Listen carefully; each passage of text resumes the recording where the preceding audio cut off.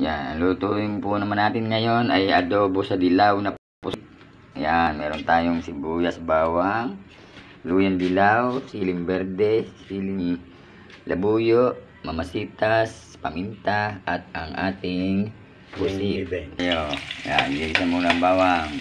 Sibuyas, mas madami, mas masarap. Siling berde, luyang dilaw. Tapos ilalagay na ang ating pusit. Haluin.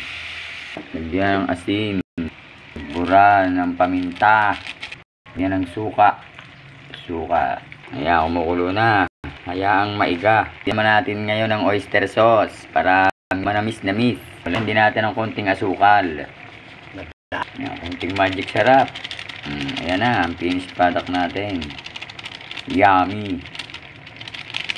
Ayan, kain na tayo. Ayan.